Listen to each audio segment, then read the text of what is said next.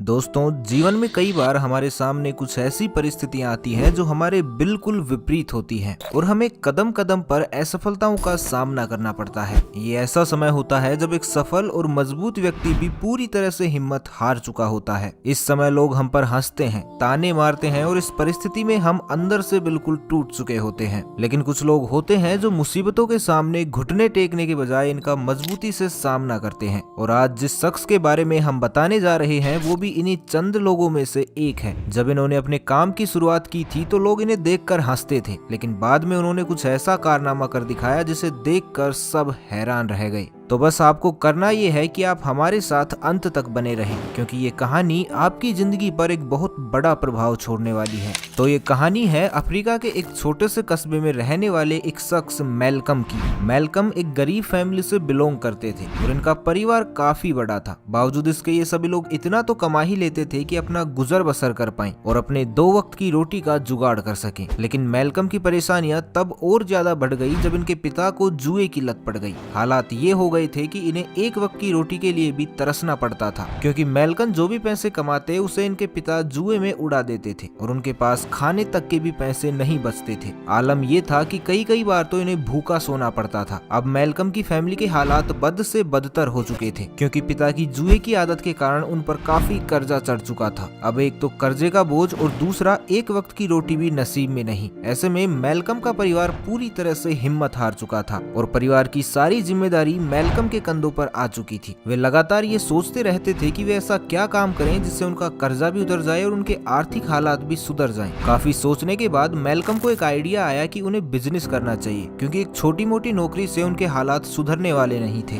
सो Malcolm ने अपने business वाले आइडिया पर वर्क करना शुरू किया। इसके लिए सबसे पहले उन्होंने बची हुई जमा पूंजी से कुछ पुराने टायर खरीदे और फिर इन्हें आधा आधा काट कर अलग अलग करने लगे। उनकी इस हरकत को देखकर सभी लोग उन पर हंसते थे, यहाँ तक कि उनके घर वाले भी। लोग उन्हें तरह तरह के ताने मारते थे। कुछ तो यहाँ तक कहते थे कि पैसे की कमी और कर्जे के बोझ ने इसे पागल कर दिया है। लेकिन मैल्कम उन लोगों की बात पर जरा भी ध्यान नहीं देते थे। उन्होंने तो बस अपने मन में एक बात ठान ली थी कि उन्हें अपने इस बिजनेस को सफल बनाना है और इसके लिए दिन रात काम करके उन्होंने इस आधे कटे हुए टायरों का यूज करके अपना पहला प्रोडक्ट भी बना दिया। और वो प्रोडक्ट था रबर फ्लिप फ्लॉप, जो कि एक प्रकार की चप्पल ही होती है। फ्लिप फ्लॉप दिखने में काफी अच्छी और पहनने में काफी कंफर्टेबल थी। मैल्कम ने दिमाग लगाया कि अफ्रीका जैसे गरीब महाद्वीप में जहां लोगों के पास जूते चप्पलों की काफी कमी थी, ऐसे में शायद उन्हें टायर से बनी ये रबर फ्लिप फ्लॉप पसंद आए, क्योंकि फैक्ट्री में बनी महंगी चप्पलों को यहाँ के लोग अफोर्ड नहीं कर सकते थे। इसी उम्मीद के साथ मैल्कम ने इसी टाइप की कुछ और चप्पलें बनाई और अपने कस्बे के बाजार में सेल पर लगा दिया। अब क्योंकि ये चप्पलें काफी मजबूत और टिकाऊ होने के साथ अफोर्डेबल भी थी, ऐसे में वहाँ के लोकल लोगों को ये काफी पसंद आई और कुछ ही देर में इनकी ये सारी चप्पलें बिक गई।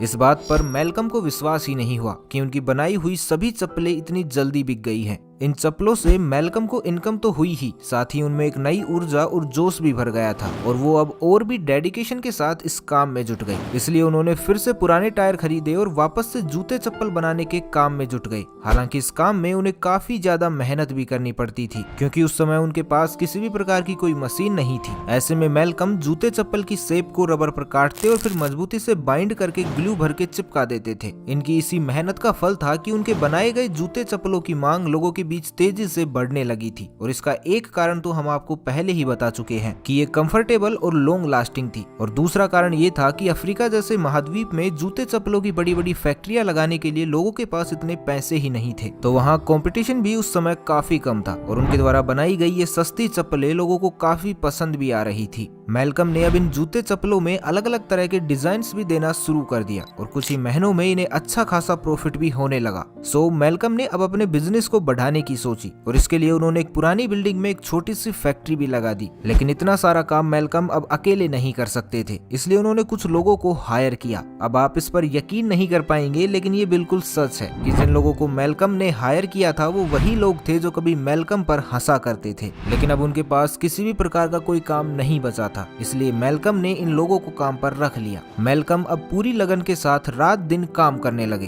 पुराने टायरों से बनाए गए उनके जूते चप्पलों की डिमांड अब न केवल इनके कस्बे में बल्कि अन्य शहरों में भी जा पहुंची थी। अब इनके पास जूते चप्पलों के अच्छे खासे ऑर्डर भी आने लगे थे और इससे इन्हें काफी इनकम भी होने लगी। इस इनकम से मैल्कम ने न सिर्फ अपने परिवार का कर्जा उतार दिया था बल्कि उन्हें एक अच्छी खासी फाइनेंशियल कंडीशन में भी ले आए थे। अब क्योंकि मैल्कम इस बिजनेस में सफल हो चुके थे, ऐसे में उनके आसपास के लोगों ने भी यही बिजनेस करने की सोची, लेकिन वे इसमें सफल नहीं हो पाए क्योंकि मैल्कम कभी भी अपने प्रोडक्ट की क्वालिटी से कोई समझौता नहीं करते थे। वहीं दूसरे लोगों के प्रोडक्ट काफी चीप क्वालिटी के होते थे, इसलिए वे इस बिजनेस में सफल नहीं हो पाए। लेकिन जिस चीज का सपना मैल्कम ने देखा था, उन्होंने इसे अपनी मेहनत और लगन के दम पर पूरा भी कर लिया। इनका कहना है कि हमारे आसपास कई वेस्ट मटेरियल्स होते हैं जिन्हें आसानी से काम की चीजों में तब्दील किया जा सकता है, बस जरूरत है तो ध्यान देने की और मेहनत करने की। तो मैल्कम की इस कहानी से हमें ये सीख तो जरूर लेनी चाहिए कि हमें अपनी समस्याओं और बुरी परिस्थितियों में निराश होने की बजाय लगातार मेहनत और लगन के साथ अपनी मंजिल की तरफ बढ़ते रहना चाहिए। और यकीन मानिए वो दिन दूर नहीं होगा जब हम भी मैल्कम की तरह शून्य से शिखर पर पहुंच चुके होंगे।